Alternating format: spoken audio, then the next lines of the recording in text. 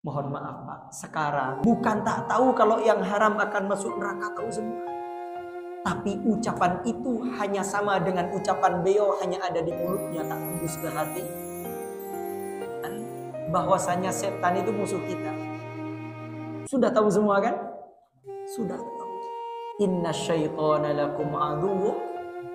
Setan itu musuh yang, tapi ternyata kita masih banyak yang kena jerat sama setan. Tidak ada kehidupan kecuali kehidupan akhirat. Kalimat tadi jangan hanya hafal di mulut Pak. Tembuskan ke dalam hati. Jaraknya tidak jauh kok. Jaraknya segini Pak. La aisha illa aishatan. Kalau terbersit di hati kita untuk melakukan yang haram, tidak ada kehidupan kecuali kehidupan akhirat. Alhamdulillah wassalatu wassalamu ala rasulillah sayyidi wa mawala. Allahumma salli wa sallim ala sayyidina Muhammadin wa ala alihi wa ashabihi ajma'in, amma ba'du. Innama harrama alaikumul maitata. Sesungguhnya Allah hanya mengharamkan bagi kalian bangkai, yakni haram memakannya. Mengingat pada ayat sebelumnya konteks pembicaraan menyangkut masalah makanan. Ayat yang kemarin kan kita sudah membahas masalah makanan kan. Kemudian demikian pula ayat ini yang jatuh sesudahnya masih dalam satu konteks pembicaraan. Bangkai ialah hewan yang disembelih tanpa mengindahkan peraturan syariat. Disamakan dengan bangkai berdasarkan dalil sunnah, yaitu anggota badan hewan yang dipotong dari hewan hidup. Misalnya memotong ekor kambing, memotong bedus dan lain gibas. Sedangkan kambingnya masih hidup, maka ekornya itu masuk bangkai. Paham ya Pak ya? Misalnya ngobu ajem, mak lapar, sek po kang ajem masuk ni masak, tidak boleh. Paham ya? Punya sapi misalnya, wah lapar. Kalau ini dibunuh nanti sapinya habis, sedangkan yang mau makan hanya satu keluarga. Akhirnya dibelah, diambil pahanya sedikit, tidak bisa. Nah, itu bangkai. Dikecualikan dari bangkai, yaitu bangkai ikan dan belalang. Kalau bangkai ikan boleh. Misalnya sampean memelihara lele misalnya. Kemudian lelenya besar, mau dimakan, akhirnya diambil lelenya, dipotong sedikit, diambil badannya, dimasak. Oh ini dilepaskan lagi. Ini tidak masalah. Jadi kalau ikan sama belalang, bangkainya itu halal. Sekarang yang jadi masalah, bangkai itu apa? Bangkai adalah hewan yang disembelih tak menyebut nama Allah, atau tak disembelih. Jadi kalau tidak disembelih juga bangkai. Paham Pak? Mati tibi misalnya, bangkai. Ayam mati. Jadi tidak boleh. Ini perhatikan ya, masalah kaidah dalam usul fikih. Al-aslu fil ibadah at-tahrim. Asal dari ibadah itu haram, Pak. Asal dari ibadah itu haram. Sampai datang perintah untuk ibadah. Semua ibadah haram kecuali datang perintah. Kalau masalah sosial, hubungan setiap hari, semuanya itu boleh sampai datang yang mengharamkan. Makanya kan yang tadi masalah makanan kemarin sudah dibahas, silahkan makan. Yang baik-baik silahkan dimakan. Nah, kemudian dilanjutkan, innama harrama alaikumul maitata. Sesungguhnya hanya Allah itu hanya mengharamkan pertama maitah, yaitu bangkai. Waddama, darah. Yang dimaksud dengan darah ialah darah yang mengalir seperti yang dijelaskan dalam surah Al-An'am nanti. di ayat yang ke-145. Insyaallah kita nanti nyampe kepada pembahasannya. Walahmal khinziri, daging babi. Dalam teks ayat disebutkan dagingnya secara khusus, mengingat daging merupakan bagian yang paling diminati, sedangkan anggota tubuh lainnya mengikut kepalanya. Wa ma uhilla bihi li ghairillah, dan binatang ketika disembelih disebut li ghairillah selain nama Allah, yaitu saat penyembelihannya menyebut nama selain Allah.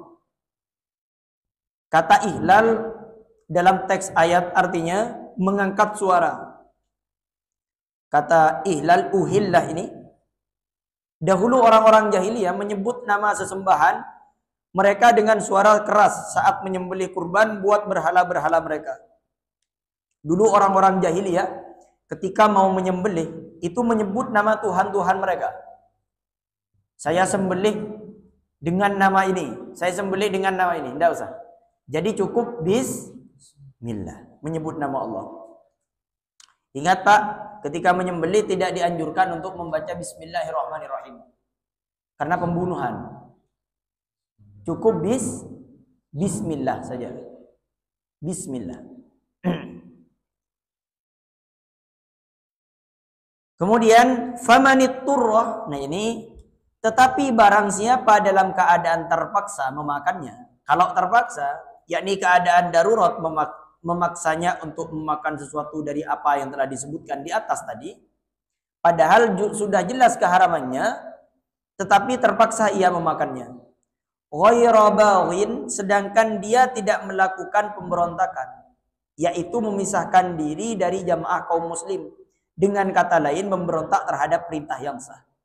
Jadi ketika yang dimaksud dengan famanitturrah, apabila dalam keadaan terpaksa, hatinya ini tetap tidak enak gitu Pak. Jadi tetap, misal ada seseorang orang miskin ini tidak punya yang mau dimakan sudah. Tiba-tiba ada bangkai ayam misalnya, dimasak untuk menghibur anaknya. Tapi penolakan hati ini tidak enak tetap Pak, karena ini bangkai. Atau makan babi di hutan misalnya. Ini tidak apa-apa. Dengan catatan ini sudah terpaksa, sudah tidak ada lagi. Tapi dengan catatan lagi, hati orang ini tetap menolak bahwasanya makanan ini dilarang oleh Allah. Bukan malah dinikmati gitu. Nah, kalau dinikmati beda. Nah, ini yang dimaksud dengan darurat atau terpaksa apabila tidak ada makanan lain, Pak. Nah, tapi kalau sudah ada makanan lain, jangan menikmati makanan ini. Sudah haram, tidak terpaksa lagi.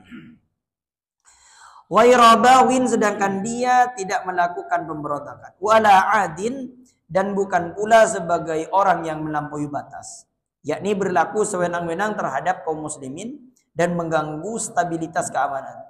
Misalnya menjadi pembegal jalan atau perampok. Fala itsma alaihi, maka tidak ada dosa baginya dalam memakannya. Tidak ada dosa. Innallaha ghafurur rahim. Sesungguhnya Allah Maha Pengampun terhadap orang-orang yang dikasihaninya. Rahimun, lagi Maha Penyayang kepada orang-orang yang taat kepadanya. Maka dari itu dia memberikan keluasan bagi mereka dalam hal ini. Dikecualikan pula dari dikecualikan pula dari pembolehan ini orang yang memberontak terhadap perintah yang sah dan orang yang mengacau keamanan. Dan disamakan dengan keduanya setiap orang yang durhaka dalam perjalanannya, misalnya seperti budak yang melarikan diri dari tuannya dan pemungut pungli, maka tidak dihalalkan bagi mereka memakan sesuatu dari apa yang telah disebutkan selama mereka belum bertobat. Demikian menurut pendapat Imam Syafi'i. Makanya sekarang ini sudah zaman untuk menentukan makanan kita atau halal atau tidak. Ini repot Pak sekarang ini. Gimana Pak Ahmad? Tanya Pak Ustaz. Silakan. Tadi salah satunya disebutkan Darah.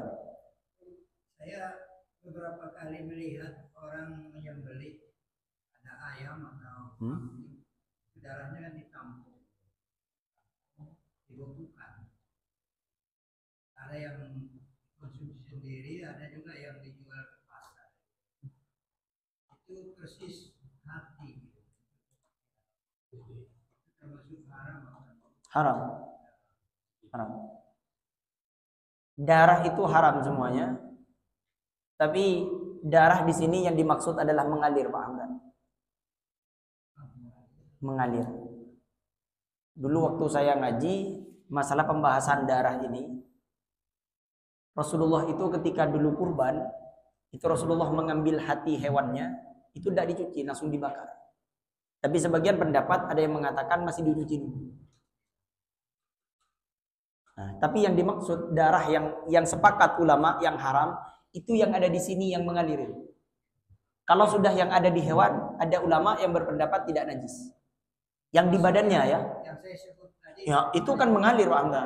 Dibekukan, kemudian iya, dijual. Darahnya itu kan didapat dari darah yang mengalir dari lehernya kan. Jadi kalau ayam yang najis itu yang di sini, yang di ini, yang di leher itu. Kalau di paha itu ada ulama yang mengatakan tak najis. Tapi lebih hati-hati, cuman memang kalau misalnya ada yang bilang tak najis, tapi kan yang jelas jijik kan. Jijik kan. Ya, kalau dijual di pasar gimana ya sudah, makanya ini hati-hati Pak sekarang. Ulama-ulama kita ini dari saking hati-hatinya dulu, dari saking hati-hatinya itu ketika makan itu tidak banyak Pak Hamdan. Tidak banyak. Ketika makan tidak banyak. Kenapa kok ulama-ulama menyarankan kalau makan jangan banyak? Cukup kalau bisa jangan sampai kenyang. Kenapa? Karena untuk memastikan makanan kita halal atau tidak ini tidak tahu. Jadi kalau misalnya memang haram, maka di ayat tadi famaniturra ghairu bawin fala isma alaih. Jadi kalau sudah terpaksa, kan kita misalnya berangkat ke perjalanan kan, kita makan di pinggir jalan, kan sudah tidak ada makanan lagi kan, kecuali di pinggir jalan itu, kita tidak bawa bekal kan. Nah, untuk menjaga-jaga, kalau misalnya makanan itu haram, kita itu jangan sampai kenyang. Karena kalau kita tidak sampai kenyang, maka fala isma alaih. Maka tidak berdosa. Karena kita terhitung tak menikmati makanan itu. Paham Ustaz Rufus ya? Nah ini dari hati-hati ulama kita. Itu ketika makan di perjalanan tidak sampai kenyang Pak. Soalnya takut makanan itu najis. Entah kurang bersih pencuciannya, entah ayamnya itu disembelih dengan nama Allah atau tidak. Kan kalau kita makan di perjalanan kan kita tidak tahu kan. Itu makanan iyalah oke, yang menjual itu orang Islam, tapi kan yang membeli ke pasar kan tidak tahu. Iya. Nah, enggak meskipun tidak was-was kan kita tidak tahu, bisa saja itu belinya itu disembelihnya kan. Apalagi sekarang, apalagi di daerah perkotaan kan. Kayak Jakarta itu kan banyak yang viral di video itu kan. Banyak penjual ayam itu ternyata yang dijual adalah ayam tiren. Ayam yang sudah bangkai kan. Nah, kita kan tidak tahu bahwasanya itu haram atau tidak. Jadi untuk menjaga-jaga kalau perjalanan, kalau sudah tidak jelas, itu kalau makan Pak, jangan sampai kenyang. Kenapa? Karena kalau kita tidak kenyang, aman. Tidak ada dosa bagi orang yang tidak berlebihan. Tapi kalau sudah jelas, nah ini orang pasti halalin Pak. Kenyang. Tapi yang jelas ikan. Kalau ikan ini aman. Silahkan. Kalau kita tidak sengaja makan misalnya bakso, ternyata dagingnya itu daging babi. Setelah kita selesai makan baru tahu itu daging babi. Apa yang harus dilakukan? Istilahnya, apakah kita harus berbuat Dimuntahkan. Sudah nah. seperti megang anjing dan cuci dengan tangan. Yang itu sudah masuk. Apa yang Ya sudah, biarkan saja Pak Hamdan. Nah ini kan ayatnya tadi kan. Sudah selesai dibiarkan. Nah. Berarti Pak Hamdan kurang mendetail ini kan.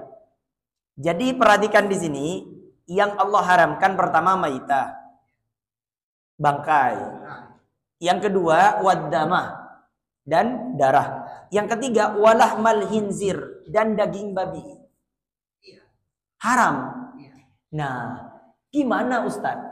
Kalau misalnya saya lagi perjalanan, kita tidak tahu. Kita beli bakso, ternyata baksonya itu daging babi. Dan itu sudah kemakan, baru kelihatan kepala babinya. Misalnya. Nah ini bagaimana? Maka ayatnya ini perhatikan.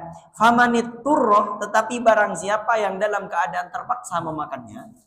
Terpaksa Pak Hamdan tadi kan tidak tahu kan? Seandainya tahu kan tidak dimakan kan? Jadi tadi dimakan itu bukan karena keinginan, tapi karena terpaksa, karena tidak tahu.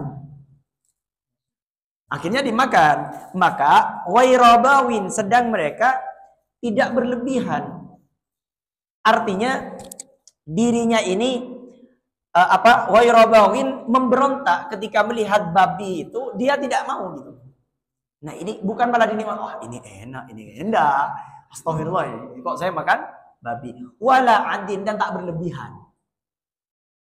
Fala itsma alaih, maka tidak dosa bagi dia. Kalau tidak berlebihan tidak dosa. Ustaz, yang jadi masalah kalau sampai kenyang. Kalau sampai kenyang gimana Ustaz? Maka tidak ada dosa bagi orang yang tak tahu. Meskipun misalnya tahu Pak Hamdan, misalnya tahu perjalanan Pak Hamdan pulang ke Sumatera, tiba-tiba macet di tengah jalan, tidak ada makanan kecuali bakso babi. Sedangkan mobilnya macet misalnya. Butuh didorong ke pom bensin jauh. Kalau didorong nanti kecapean, bisa orangnya yang mati. Akhirnya hanya cuman ada toko bakso babi. Ya sudah makan. Dengan catatan jangan sampai kenyang. Jangan berlebihan. Secukupnya saja boleh. Boleh.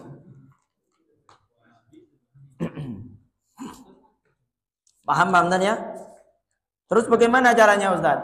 Ya kalau misalnya dipegang pakai tangan, ya sudah basuh pakai abu. Kalau sudah dimakan Ustaz gimana? Amor kemor abu Ustaz. Innal ladzina yaktumuna ma anzalallahu minal kitab. Sesungguhnya orang-orang yang menyembunyikan apa yang diturunkan Allah berupa Alkitab, yakni yang memuat ciri-ciri Nabi Muhammad SAW, yang dituju oleh ayat ini ialah orang-orang Yahudi. Wa yashtaruna bihi thamanan qalila, dan menjualnya dengan harga yang murah, yakni harta duniawi yang tiada artinya bila dibandingkan dengan pahala akhirat yang kekal. Mereka menerimanya dari para pengikut mereka sebagai imbalan jasa atas jerih payah penyembunyian yang mereka lakukan. Sebab manfaat penyembunyian ini kembali kepada mereka. Untuk itu mereka merasa takut bila sifat-sifat Nabi SAW itu disampaikan kepada mereka, kedudukan mereka jadi hilang dan tiada keuntungan duniawi yang akan mereka peroleh dari para pengikutnya. Jadi kenapa kok orang Yahudi tidak mengasih tahu ciri-ciri Nabi Muhammad? Karena kalau dikasih tahu versi kitab mereka, maka mereka tidak akan mendapatkan pengikut. Jadi kalau kita perhatikan, Pak, Al-Quran ini bukan hanya ditujukan kepada orang-orang Yahudi. Di sini tak disebutkan kalimat Yahudi, tapi malah di sini dikatakan innal ladzina yaktumuna ma anzalallahu minal kitab. Sesungguhnya orang-orang yang menyembunyikan apa yang diturunkan Allah berupa Alkitab. Awas, hati-hati. Ini juga ke saya. Kalau ada hukum Allah yang saya sembunyikan dikarenakan takut saya kehilangan jamaah, takut sampean tidak ngaji ke saya sembunyikan biar sampean fokus ke saya saja, maka saya diancam oleh Allah Subhanahu wa taala dengan kalimat wa yashtaruna bihi thamanan qalila. Menjual perkara yang kecil daripada yang besar. Karena takut kekurangan jamaah, akhirnya disembunyikan. Karena takut orang tak salaman bese ke saya misalnya, disembunyikan, akhirnya berbuat amalan-amalan, dikasih tahu bahwasanya ini amalan Rasulullah, padahal itu bukan amalan Rasulullah. Ini bahaya. Menjual akhirat daripada kehidupan dunia. Kata Nabi sallallahu alaihi wasallam, la 'isha illa 'ishatal akhirah. Tidak ada kehidupan kecuali kehidupan akhirat. Saya tadi baca hadis ini muttafaqun alaih. La 'isha illa 'ishatal akhirah. Tidak ada kehidupan kecuali kehidupan akhirat. Tidak ada, Wak. Kaya di dunia bukan kaya yang sesungguhnya. Sakit di dunia bukan sakit yang sesungguhnya. Bahagia di dunia bukanlah bahagia yang sesungguhnya. Sengsara di dunia bukan sengsara yang sesungguhnya. Kenapa? Karena kata Rasulullah, la 'isa illa 'ishatal akhirah. Tidak ada kehidupan kecuali kehidupan akhirat. Dunia ini bukan kita hidup, Pak. Dunia ini bukan kehidupan sebenarnya, tapi amalan untuk menuju kehidupan yang sebenarnya, yaitu akhirat. Maka jangan sampai kita terlena kepada dunia ini, karena kehidupan dunia ini bukanlah kehidupan yang sebenarnya. Nanti kehidupan yang sebenarnya adalah kehidupan akhirat. Ulaika ma ya'kuluna fi butunihim illa an-nar. Mereka itu tidak menelan ke dalam perutnya kecuali api neraka. Karena kesanalah tempat kembali mereka. Wala yukallimuhumullahu yaumal qiyamah. Allah tidak akan berbicara dengan mereka pada hari kiamat, disebabkan murka kepada mereka. Wala yuzakkihim, dan tidak pula akan mensucikan mereka dari daki-daki dan kotoran dosa. Walahum adzabun alim, dan bagi mereka siksa yang pedih atau menyakitkan, yaitu api neraka. Ulaika alladzina ishtarawud dhalalata bil huda. Mereka itulah orang-orang yang membeli kesesatan dengan petunjuk, yang mereka ambil sebagai pengganti di atas dunia. Wal adzabah, dan siksa, bil maghfirati, dengan keampunan yang disediakan bagi mereka di akhirat. Yakni seandainya mereka tidak menyembunyikannya. Seandainya mereka tidak menyembunyikan wahyu-wahyu Allah yang disampaikan kepada mereka, maka oleh Allah dia akan diampuni dosa-dosanya. Tetapi karena mereka menyembunyikan, maka Allah akan azab. Fama asbarahum 'alan nar. Maka alangkah sabarnya mereka menghadapi api neraka. Artinya yang dimaksud di sini, alangkah beraninya mereka melakukan kesalahan tanpa memikirkan akibat dan risikonya. Ini berarti menggelitik keheranan orang-orang beriman terhadap orang-orang Yahudi yang melakukan berbagai kesalahan tanpa memperdulikannya. Kalau tidak, kesalahan macam apa pula yang mereka miliki itu. Dzalika bi annallaha nazzala al-kitab. Dzalika, demikian itu, yakni apa-apa yang telah disebutkan seperti mereka menelan api yang sesudahnya yang telah disebutkan tadi, bi annallaha, disebabkan oleh nazzala al-kitab babil haq. Allah telah menurunkan Alkitab dengan sebenarnya. Berkaitan dengan menurunkan, maka mereka berselisih padanya. Mereka beriman pada sebagian dan kafir, dan pada sebagian dengan jalan menyembunyikannya. Wa innal ladzina ikhtalafu fil kitabi, dan sesungguhnya orang-orang yang berselisih tentang Alkitab, yakni orang-orang Yahudi, dan ada pula yang mengatakan orang-orang musyrik, yaitu tentang Al-Quran maksudnya. Sebagian mengatakannya sebagai syair, yang lain mengatakan sihir, dan sebagiannya lagi sebagai tenung katanya. La fi syiqaqin ba'id, berada dalam penyimpangan yang jauh dari kebenaran. Sudah sampai ain ya? Baik, insyaallah kita lanjutkan pertemuan selanjutnya. Perhatikan Mbak, kita telah mengkaji masalah makanan yang haram tadi, Mohon orang yang beriman untuk tidak memikirkan makanan yang haram, Pak. Kenapa? Karena kata Rasulullah tadi, la isa illa isyatal akhirah. Tidak ada kehidupan kecuali kehidupan akhirat. Bersabar saja hidup di dunia ini. Tapi insya Allah kita ini sudah cukuplah sekarang. Sudah cukuplah, tidak ada yang kekurangan. Kalau ada yang kekurangan sambil dibantu. Kemarin saya dapat kisah yang ini menarik sekali kisahnya.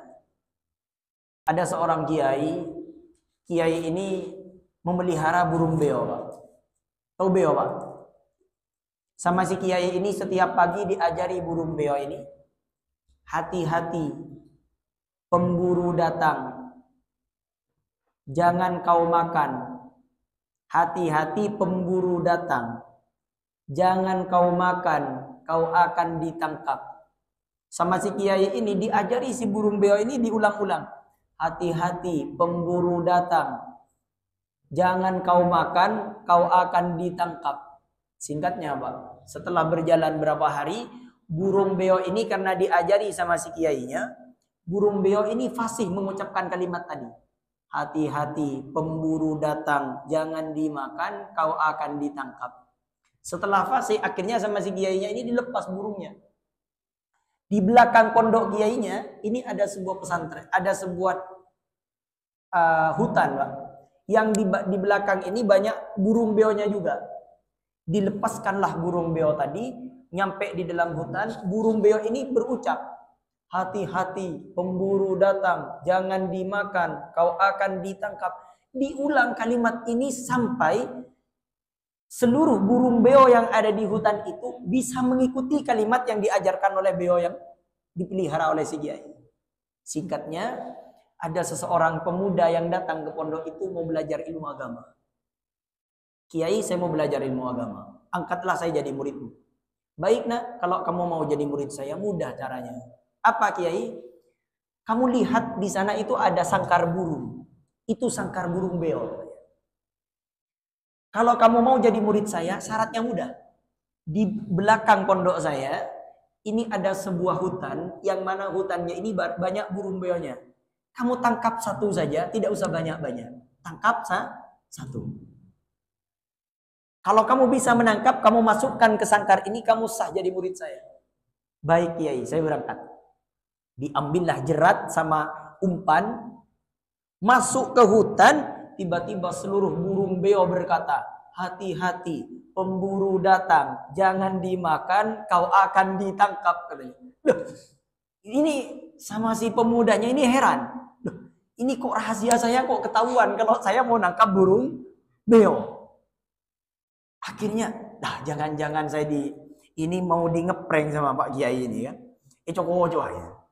Akhirnya pulang lagi ke pondok pesantren. Kiai, kenapa nak? Mana burungnya? Kiai, sampean ini mau nipu saya. Kenapa nak? Saya masuk ke hutan, tiba-tiba burung beo itu bilang, hati-hati, pemburu datang, jangan kau makan, kau akan ditangkap. Katanya kiainya, berapa burung yang bilang seperti itu? Hampir seluruh burung beo bilang seperti itu. Katanya si kiai, sudah kau lemparkan umpannya? Belum, katanya. Kenapa kau tak lemparkan nak? Iya kan saya sudah ketahuan kalau saya mau menangkap dia, jadi saya tak lempar. Katanya si kiai, besok kamu datang lagi ya. Pasang jeratnya, setelah itu kamu lempar umpannya. Baik kiai. Keesokan harinya berangkat lagi, sampailah di tempat itu, akhirnya dipasanglah jeratnya, dilemparlah pakanannya, sama Pak. Sama dengan yang kemarin. Hati-hati, pemburu datang, jangan kau makan, kau akan ditangkap. Ternyata apa yang terjadi? Setelah anak muda ini pergi ke belakang pohon, hampir seluruh burung beo itu turun untuk makan. Dan bahkan ketika memakan, burung beo ini masih berkata, hati-hati, pemburu datang, jangan dimakan, kau akan ditangkap. Sambil makan. Setelah dijerat kena, Pak, kakinya kena jerat itu, bukan hanya satu burung beo, tapi banyak yang kena jerat. Ketika kena jerat, ngomongnya masih sama. Hati-hati, pemburu datang, Jangan dimakan, kau akan ditangkap. Ditangkaplah sama si pemuda ini, dibawa ke pondok itu dengan kalimat sama. Hati-hati, pemburu datang. Jangan kau makan, kau akan ditangkap. Pertanyaannya apa? Kenapa kok burung beo ini ketangkap? Padahal kalimatnya dia hafal. Bukan tak tahu artinya apa. Burung beo ini hanya bisa mengucapkan lewat lisannya saja. Tapi pikiran dan hatinya tidak connect dengan apa yang diucapkan. Mohon maaf Pak, orang sekarang bukan tak tahu mana yang haram. Bukan tak tahu mana yang halal. Bukan tak tahu kalau yang haram akan masuk neraka, tahu semua. Tapi ucapan itu hanya sama dengan ucapan beo, hanya ada di mulutnya, tak tembus ke hati. Nah sekarang ada enggak yang ketinggalan kalau korupsi itu haram? Tahu ya, semua sepakat korupsi haram. Tapi ironisnya masih ada yang ketangkap korupsi.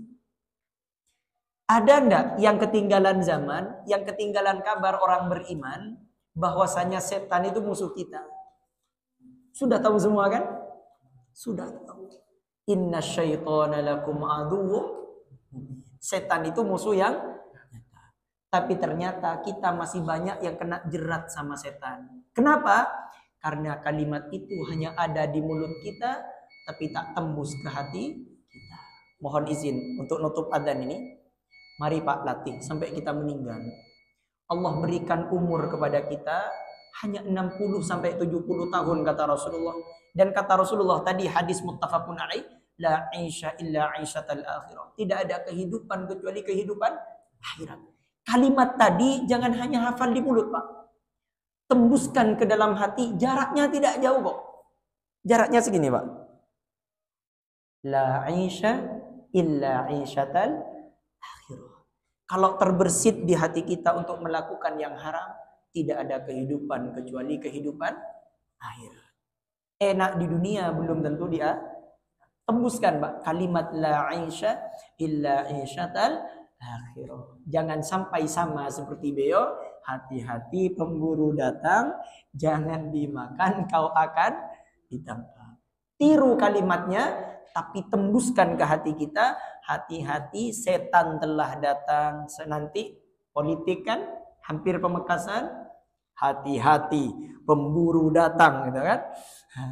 Jangan kau terima uang sogok, karena kalau kau terima kau masuk neraka. Hafal kan? Al-murtashi ar-rosi wal murtasi finnar. Tapi kalau sudah datang uangnya diambil. Ini berarti sama dengan beo. Jadi kita ini bukan beo, Pak. Maka sekarang ini kalau ada sogokan, terima uangnya. Kalau misalnya itu saudara kita, kerabat kita, terus gimana Ustadz? Masukkan ke masjid untuk pembangunan masjid. Semoga Allah jaga diri kita dalam ketaatan kepada Allah Subhanahu wa taala. Nasrum minallah wa fathum qarib wa basyiril mu'minin. Subhanakallahumma wa bihamdika asyhadu an la ilaha illa anta wa nastaghfiruka wa natubu ilaik. Wassalamualaikum warahmatullahi wabarakatuh.